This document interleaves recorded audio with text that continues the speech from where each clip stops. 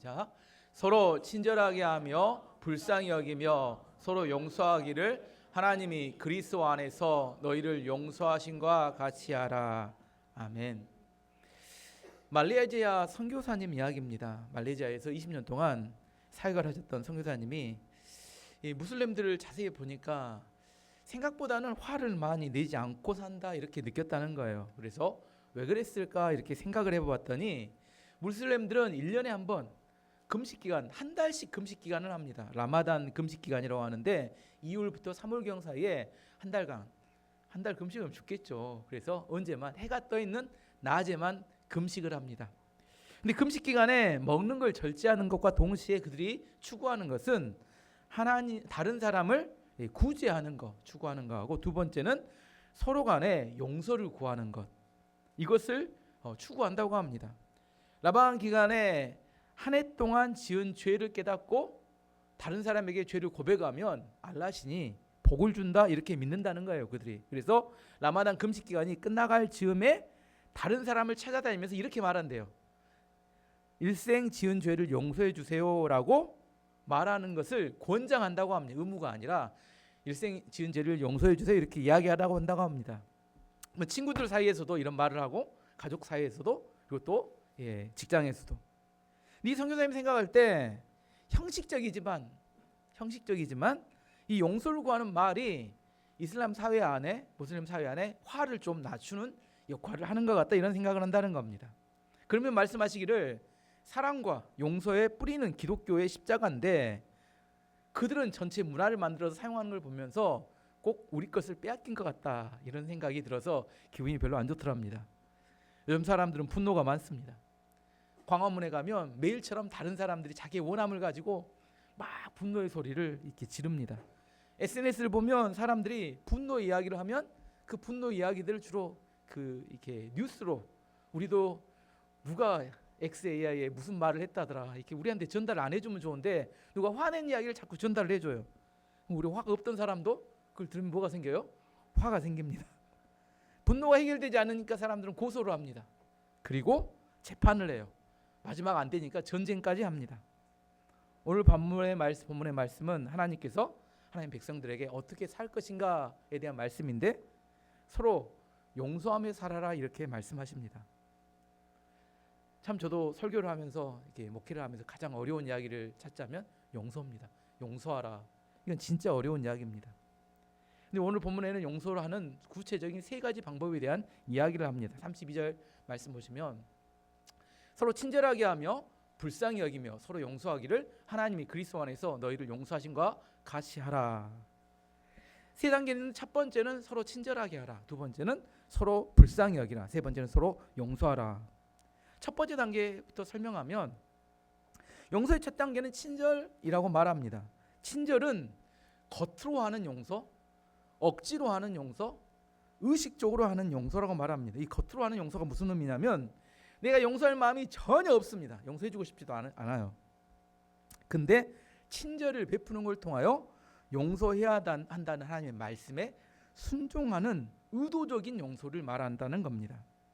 내 마음에는 전혀 동하지 않습니다. 그럼에도 불구하고 하나님께서 말씀으로 용서하라고 하니까 의도적으로 내가 베푸는 게 친절입니다. 꼭 뭐하고 똑같다면 웃음 치료와 비슷합니다. 사람의 뇌는 좀 미련해서 진짜 웃는 것과 가짜로 웃는 것을 구분하지 못한대요. 웃으면 엔돌핀이 분비가 돼서 사람이 기분이 좋아지고 뭐가 돼요? 건강해집니다.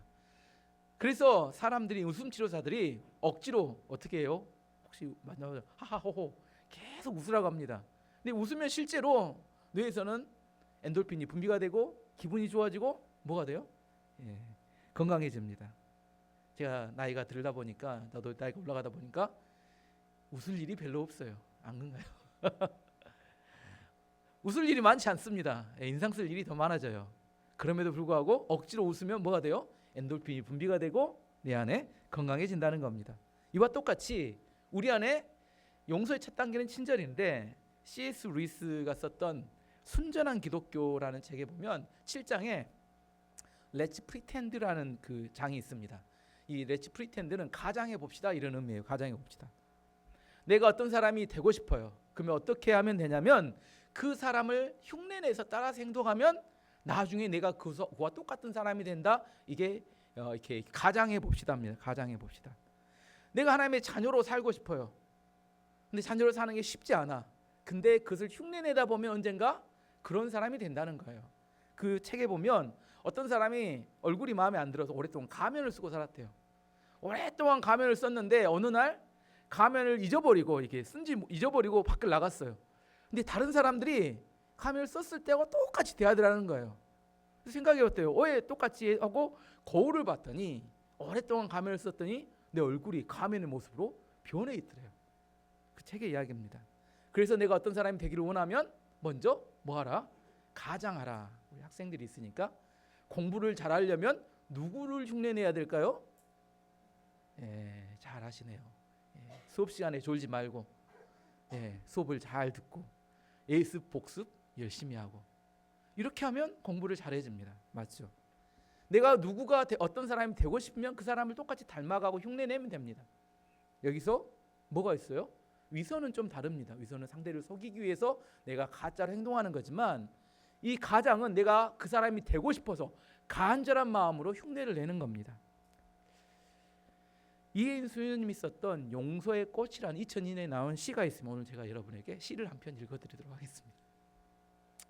당신을 용서한다고 말하면서 사실은 용서하지 않는 나 자신을 용서하기 힘든 날이 있습니다. 뭐라고 변명조차 할 수 없는 나의 부끄러움을 대신해 오늘 당신께 고운 꽃을 보내고 싶습니다. 그토록 모진 말로 나를 아프게 한 당신을 미워하는 동안 내 마음에 잿빛 하늘엔 평화의 구름 한 점 뜨지 않아 몹시 괴로웠습니다. 이젠 당신보다 나 자신을 위해서라도 당신을 용서하지 않을 수가 없습니다. 나는 참 이기적이지요. 나를 바로 보게 도와준 당신에게 고맙다는 말을 아직은 용기가 없어 이렇게 꽃다발로 대신하는 내 마음을 받아주십시오. 내용이 이런 겁니다. 용서한다. 보통 애들한테 잘못했으면 뭐 미안하다고 해요. 뭐 애들이 뭐예요? 미안해. 감정이 미안해 이렇게 하잖아요. 이와 똑같이 나의 안에 용서하고 싶은 마음은 전혀 없는데 용서한다 말을 했어요. 근데 내 마음에는 용서할 마음이 전혀 없었기 때문에 괴로워. 그래서 근데 괴롭고 있는데 나중에 보니까 그 사람보다는 내가 계속 상처를 받는 거예요. 그래서 이제는 내가 이렇게 용서할 마음은 없지만 너에게 꽃다발을 보내는 것을 통해서 내가 내 자신을 위해서 너에게 꽃다발을 보낸다. 나는 참 이기적이지 않느냐 이렇게 생각하지만 꽃다발을 보낸다는 거예요. 이 꽃다발을 보내는 게 뭐예요? 친절. 용서의 첫 단계는 내가 용서할 마음이 전혀 없어요. 하지만 친절을 베푸는 걸 통해서 뭐 하는 거예요? 내 안에 용서할 마음을 표현하는 거. 이게 서로 친절하게 하라. 용서의 첫 번째 단계를 말합니다. 두 번째 단계는 서로 불쌍히 여기라. 불쌍히 여긴다는 것은 상대방의 고통을 보면서 도와주고 싶은 마음을 말합니다. 불쌍히 여기는 게 용서의 두 번째 단계입니다. 근데 상대방을 불쌍히 여기는 마음도 잘 안 들어요. 요즘은 내 마음에 감동이 잘 안 되니까. 근데 상대방의 죄 가운데서 내 모습을 발견하게 될 때 우리 마음속에는 불쌍히 여기는 마음이 생깁니다. 신약 성경에 불쌍히 여긴다 이 말의 뜻은 헬라어 뜻은 스프랑크니조마이 이런 단어인데 16번이 나옵니다. 근데 16번 중에 15번에서 기적이 나타나요. 한 가지 예를 들어보면 누가복음 17장 12절에 14절까지 말씀 보시면 한 마을에 들어가시니 나병 환자 10명이 예수를 만나 멀리 서서 소리를 높여 이르되 예수 선생님이여 우리를 불쌍히 여기소서 하거늘 보시고 이르시되 가서 제사장들에게 너희 몸을 보이라 하셨더니 그들이 가다가 깨끗함을 받은지라. 10명의 문둥병 환자들이 예수를 발견하고 했던 기도가 뭐였어요? 불쌍히 여겨주세요 이렇게 기도했다는 거예요. 예수님이 그 이야기를 듣고 고쳐주셨다는 겁니다. 불쌍히 여기다는 기도는 능력이 있습니다. 자기를 가장 낮추고 은혜를 구하는 기도가 불쌍히 여겨달라는 말입니다. 내가 어떻게 기도할지 잘 모를 때 어떻게 기도하는 게 좋을까요? 가장 강력한 기도가 하나님 불쌍히 여겨주세요. 기도 잘 못하는 사람들은 그냥 불쌍히 여겨달라고 그냥 그렇게만 하셔도 괜찮습니다. 왜? 하나님의 은혜를 구하는 기도이기 때문입니다. 2차 세계대전 때 독일이 유대인 600만 명을 학살했습니다. 학살 책임자의 이름은 아돌프 아이만인데 이 사람이 전쟁이 종식돼 1945년에 도망가 버렸어요. 어디로 도망갔냐면 아르헨티나에 아주 모르는 지역에 숨어 있었는데 16년 만에 1961년에 잡히게 됩니다. 전문 재판소에 섰고 여러 증인들이 증언을 하는데 그 중에 A.L. 디무르라는 사람이 증언을 합니다. 판사가 이야기합니다. 아이만을 똑바로 쳐다보십시오. 이 디무르에게. 그때 학대했던 사람이 저 사람 맞습니까? 정확히 보십시오. 이렇게 이야기했어요. 디무르가 아이만을 보다가 그만 기절을 하고 말았습니다. 많은 사람들이 생각했어요. 그때 받았던 고문이 너무 악몽으로 떠올라서 기절했는갑다 생각했는데 그 사람이 깨어났습니다. 깨어난 다음에 왜 기절했냐고 물어봤더니 그 사람이 울면서 하는 말이 나는 아이만이 괴수의 모습을 할 거라고 생각했는데 자세히 보았더니 그냥 동네 아저씨의 모습이더라. 오히려 눈에는 선한 눈빛까지 있더라. 에일 디무르가 말하기를 나도 아이만이 될 수 있겠다는 사실에 충격을 받았다는 겁니다. 이 내용은 당시 독일의 여자 기다했던 한나 아르트라는 사람이 악의 보편성이라는 책에 기록한 유명한 이야기입니다. 특별한 사람이 악인이 되는 게 아니라 어떤 상황에서 누구나 다 악인으로 변할 수 있다는 겁니다. 아이만이 변론을 할 때 이런 말을 했어요. 나는 군인입니다. 군인이 명령을 받고 그대로 해야지 어떻게 합니까? 지금 누가 책임이 있다는 거예요? 자기에게 명령한 히틀러가 자기에게 600만을 죽이려고 한 거지 내가 한 게 아니다 이렇게 이야기한 겁니다. 우리 광주 민중항쟁도 비슷했죠. 만일 우리가 아이만 자리에 있었다면 우리는 어떻게 했을까? 이런 생각입니다. 창세기 38장을 보면 유다의 범죄 이야기가 나옵니다. 유다는 야곱의 네 번째 아들이에요. 근데 자기 나름대로 유다는 자기 의가 충만한 사람이었습니다. 자기 형들하고 동생들이 11번째였던 요셉을 죽이려다가 이스마엘 상인들이 팔았습니다. 근데 팔아먹고 난 다음에 죄책감도 전혀 느끼지 않고 살아가는 형제들의 모습에 깊이 실망합니다. 아버지의 편애하는 모습과 별 볼 일 없는 삶에도 또 실망합니다. 그래서 유다는 집을 떠나기로 결정합니다. 집을 떠나서 이방 지역에 살아요. 그러면서 이방 아내를 얻습니다. 그리고 창녀들과 잠자리를 하며 그렇게 살았어요. 뭔 말이에요? 다른 사람을 비난하고 정죄하면서 본인도 별 볼 일 없는 죄인의 삶을 살아가고 있었다는 겁니다. 그러던 어느 날 아들이 죽어서 과부가 됐던 다말 며느리가 아들이 죽었어요. 근데 임신을 했다는 소리를 들었어요. 과부가 임신하면 어떻게 된 거예요? 이야기가 불륜이 났다 이렇게 생각한 거죠. 그래서 유다가 엄청 화를 내면서 그 다말을 당장 데려다가 불태워 죽여라 이렇게 명령을 했어요. 다말을 종들이 가서 데려왔습니다. 죽이려고. 다말이 이렇게 이야기하는 겁니다. 잠자리를 같이 했던 사람이 주었던 증표, 담보물이 있습니다 하고 유다에게 보여줘요. 근데 그 담보물을 보니까 누구 것이었냐면 유다가 창녀와 만나서 그때 주었던 담보물이 그 담보물이었습니다. 다말을 임신시킨 사람이 누구였어요? 유다 자신이었다는 사실을 깨닫고 큰 충격을 받습니다. 유다는 다말의 죄악에서 자신의 더 큰 죄악을 발견하게 됩니다. 그리고 고백합니다. 내가 나보다 옳도다 이렇게 이야기해요. 유다는 그동안 다른 사람을 정죄하고 비판하며 살았는데 자신이 더 큰 죄인이라는 사실을 그때 깨닫게 됩니다. 그리고 난 다음에 유다는 전혀 다른 사람으로 변화하게 돼요. 그 가정 안에서 희생하고 책임지는 사람으로 완전히 바뀌게 됩니다. 그리고 하나님께서 그렇게 바뀐 유다를 이스라엘 12지파의 장자 지파로 하나님께서 인정해 주시고 그를 다윗과 예수님의 조상으로 하나님께서 사용하시게 됩니다. 다른 사람의 죄의 악에서 자신의 죄악을 발견할 때 우리는 그 사람을 불쌍히 여길 수 있게 됩니다. 두 번째 용서의 단계는 불쌍히 여기는 겁니다. 마지막 세 번째 단계는 결국 용서하는 겁니다. 서로 용서하라. 우리가 용서해야 될 이유는 뭐냐면 우리가 은혜를 받았기 때문입니다. 우리가 도저히 용서받을 수 없었던 자가 용서를 받고 구원을 받았기 때문에 그 사실을 기억할 때 우리는 용서할 수 있게 됩니다. 1만 달란트 빚진 자가 왕에게 탕감을 받고 난 다음에 거리를 가다가 100데나리온 빚진 사람을 만나요.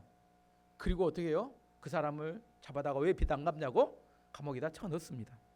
그 소식을 들은 왕이 그 1만 달란트 빚진 자를 데려다가 이렇게 이야기합니다. 마태복음 18장 32절 35절까지 말씀 보시면, 이에 주인이 그를 불러다가 말하되 악한 종아, 내가 빌기에 내가 내 빚을 전부 탕감하여 주거늘 내가 너를 불쌍히 여김과 같이 너도 내 동료를 불쌍히 여김이 마땅하지 아니하냐 하고 주인이 노하여 그 빚을 다 갚도록 그를 옥졸들에게 넘기니라. 너희가 각각 마음으로부터 형제를 용서하지 아니하면 나의 하늘 아버지께서도 너희에게 이와 같이 하시리라. 무서운 이야기입니다. 너희가 용서하지 않으면 하나님께서도 너희를 용서하지 않겠다, 이렇게 말씀하시는 겁니다. 용서의 마지막 단계 3단계는 용서하는 겁니다. R.A. 토레이 목사님이 이야기입니다. R.A. 토레이 목사님이 어떤 여자 성도님이 찾아와서 이렇게 이야기했습니다. 은혜를 경험하기 원합니다. 이렇게 물어봤대요. 은혜를 경험하기 원합니다. 그래서 토레이 목사님이 기도하는 방법을 가르쳐줬다고 합니다. 첫 번째 기도, 자기 자신을 알게 해주십시오, 이렇게 기도하라고 했대요. 그래서 한 주간 동안 그 여자 성도님이 가서 자기 자신을 알게 해달라고 열심히 기도를 했다고 합니다. 그리고 나서 목사님께 돌아와서 이렇게 고백합니다.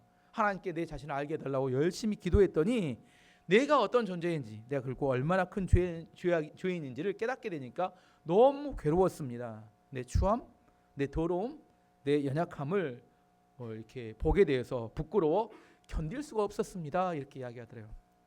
그래서 그 목사님이 두 번째 기도 제목을 줬는데 그게 뭐냐면, 이번에는 십자가만 바라보십시오, 이렇게 기도를 하라고 했답니다.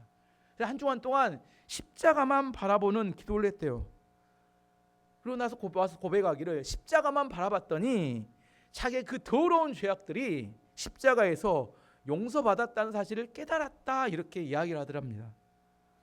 죄사함의 은혜를 깨닫게 되니까 그때부터 다른 사람을 용서할 수 있는 사람으로 변화되었다, 이렇게 고백합니다.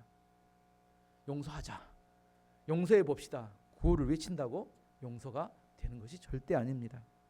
용서는 자기가 십자가에서 죄사함의 은혜를 체험하게 될 때 깊이 있는 은혜 가운데서 다른 사람을 용서할 수 있는 힘이 생깁니다. 십자가만을 바라볼 때 우리가 죄사함을 받을 수 있게 됩니다. 우리는 너무 관심이 많아요. 심리학으로, 교육학으로 내가 뭘 다 알면 용서할 수 있느냐? 안 됩니다. 내가 누군가를 용서하려면 십자가만을 바라보고 그 십자가 안에서 내 자신이 용서함을 받은 것이 깨달아지고 깊이 체험될 때 누군가를 용서할 수 있게 됩니다. 오늘 말씀의 결론입니다. 하나님께서는 우리가 하나님의 백성으로 하기를 원하십니다. 뭐 하기를 원하세요? 용서하기를 원하십니다. 하지만 실제로 용서하는 것은 정말로 쉽지 않습니다. 용서의 글에 3단계가 있다. 첫 번째 뭐예요? 친절하게 하라. 두 번째, 서로 불쌍히 여기라. 세 개도 기를 못하면 안 돼. 세 번째 뭐예요? 서로 용서하라. 제가 고민했습니다. 뭘 고민했어요? 세 가지 중에 뭘 제목으로 삼을 것인가. 제가 뭘 제목으로 삼았어요? 2단계, 3단계의 수준이 아니구나, 우리 교회는.